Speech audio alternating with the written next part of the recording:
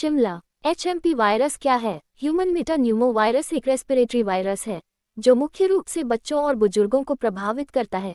ये वायरस सामान्य सर्दी जुकाम जैसे लक्षणों से शुरू होता है, लेकिन गंभीर मामलों में यह निमोनिया और सांस लेने में कठिनाई का कारण बन सकता है। कमजोर इम्यूनिटी वाले लोग इस वायरस की चपेट में जल्दी आ सकते हैं। चीन में HMP वायरस के कारण अस्पतालों में भीड़ और गंभीर मामलों की संख्या में तेजी देखी जा रही है। पूरे विश्व को कोरोना महामारी की त्रासदी देने वाले चीन से अब फिर एक नया वायरस दुनिया में तेजी से फैल रहा है, जिसको लेकर भारत सहित दुनिया भर के देश चिंतित हैं। चीन से निकाला ह्यूमन मेटान्यूमो वायरस HMP वीक ने अब भारत में भी दस्तक दे दी है।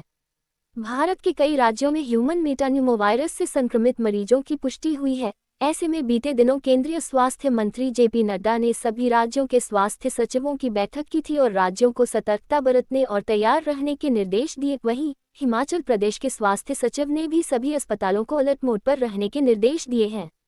हिमाचल प्रदेश की करें तो फिलहाल राज्य में अभी तक ह्यूमन मेटान्यूमो वायरस का कोई भी मामला सामने नहीं आया है। इस संदर्भ में हिमाचल प्रदेश के सबसे बड़े अस्पताल IGMC शिमला के मेडिसिन विभाग में असिस्टेंट प्रोफेसर डॉक्टर उशेंद्र ने कहा, ह्यूमन मेटान्यूमो वायरस एक सामान्य वायरस है। ये वायरस ज्यादातर बच्चों, वयस्कों और कमजोर प्रतिरक्षक क्षमता वाले लोगों में फैलता है। इससे घबराने की आवश्यकता नहीं है। अगर इस वायरस से ग्रसित व्यक्ति 6 से 8 घंटे की नींद पूरी ले तो यह वायरस दूसरे दिन आधा खत्म हो जाता है। सावधानी बरतने की जरूरत है। इलाज में सावधानी बरतें।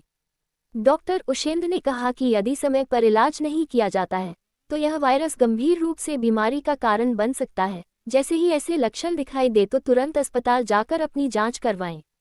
हिमाचल प्रदेश के लिहाज से डॉक्टर ने कहा कि यह वायरस मुख्य रूप से उन क्षेत्रों में फैलता है जहां जलवायु ठंडी और आर्द्र होती है। उन्होंने कहा कि हिमाचल प्रदेश के लोगों को विशेष रूप से सावधान रहने की आवश्यकता है, क्योंकि यह वायरस आसानी से फैल सकता है। डॉक्टर ने कहा कि यदि किसी व्यक्ति में HMPV वायरस के लक्षण दिखाई देते हैं तो उन्हें तुरंत चिकित्सक से संपर्क करना चाहिए।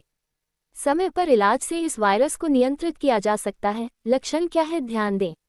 इसके लक्षण खांसी, बुखार, नाक बंद होना और गंभीर मामलों में सांस फूलने की समस्या होती है। ऐसे लक्षण देखते ही व्यक्ति को नजदीकी स्वास्थ्य केंद्र में अपनी जांच करवानी चाहिए। सही समय पर इलाज मिलने से संक्रमित व्यक्ति कुछ ही समय में पूरी तरह से ठीक हो जाता है। बीमारी से निपटने के अस्पताल में सभी दवाएं उपलब्ध है।